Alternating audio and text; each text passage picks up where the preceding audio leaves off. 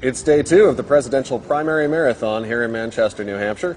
We're on the campus of St. Anselm College for the debates. Now, it's pretty quiet in the press room here today, but last night was a very different story.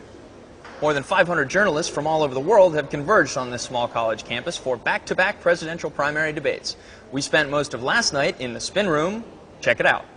It's Sunday, June 3rd. There are just 520 days left until the 2008 presidential elections. We're here at St. Anselm College in Manchester, New Hampshire for the first of 2 back-to-back presidential primary debates. Tonight's the Democrats' turn to make their case for their party's nomination. And when we come back, this room will be full of press, pundits, and of course, politicians. Here in the spin room, I'm Rob. I'm Will. And this is Political Lunch.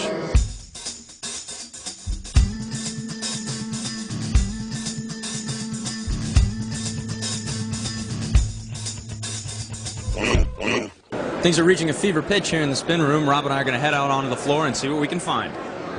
Here in New Hampshire, the debates in the primary are a cherished part of the state tradition. Last night, we tracked down a couple of Democratic leaders who were decidedly unenthusiastic about the debate. I'm here with Congressman Paul Hodes, New Hampshire congressman from the 2nd District, chairman of the freshman class of congressmen. Folks in New Hampshire are very independent in their thinking and are used to grilling candidates up close and impersonal. Here it really works that you ask people who they've chosen, they say, I don't know, I've only met them 3 times. So this was really exciting to have all the candidates here. I'd say at the beginning, I thought that the questions, at least in terms of the number and time of questions, was heavily weighted toward the front runners. I thought that Senators Dodd, Biden, and Governor Richardson really didn't have the same kind of airtime that the front runners in the polls had. And here in New Hampshire, we really like to hear from everybody. I mean, even former Senator Gravel and Dennis Kucinich lend their own unique perspective to these proceedings. I'm joined now by Ray Buckley, chair of the New Hampshire Democratic Party. Ray holds the keys to the kingdom in New Hampshire Democratic politics. Unfortunately, I think what happened, though, is Wolf Blitzer arrived in New Hampshire and brought his national media mentality with him. And that's not the New Hampshire way. We're very proud in New Hampshire in making sure that we have a level playing field in this state.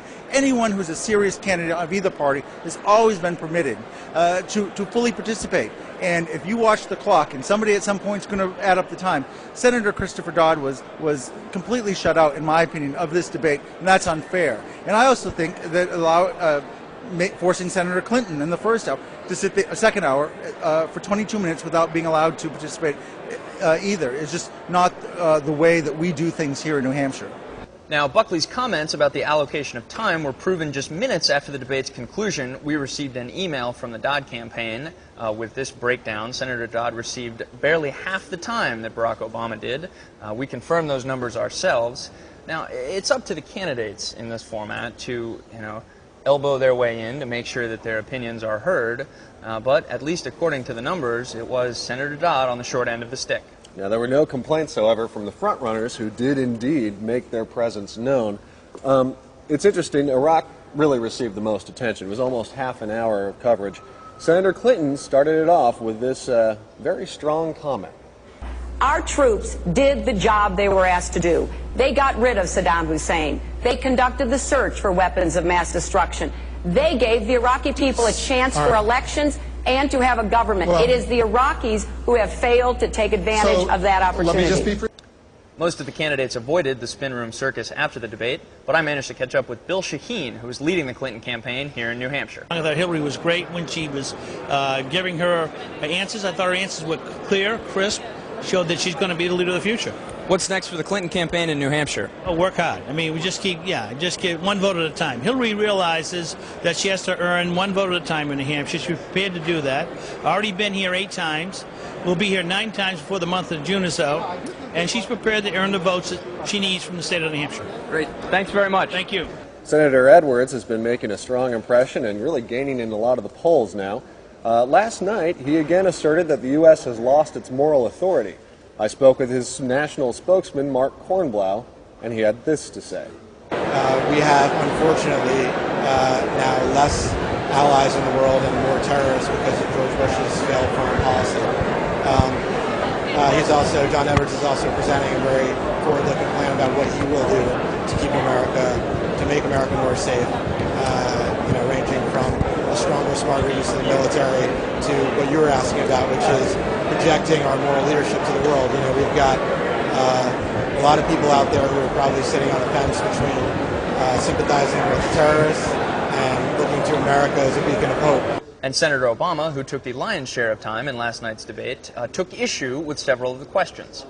Raise your hand if you believe English should be the official language of the United States.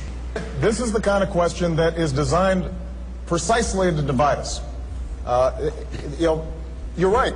Everybody is going to learn to speak English if they live in this country. The issue is not whether or not future generations of immigrants are going to learn English. The question is, how can we come up with both a legal, sensible immigration policy? Ed Helms, a longtime Democratic Party activist and co-chair of Obama's New Hampshire campaign, had this review of his candidate's performance. I thought it was a good debate. I thought he did a great job.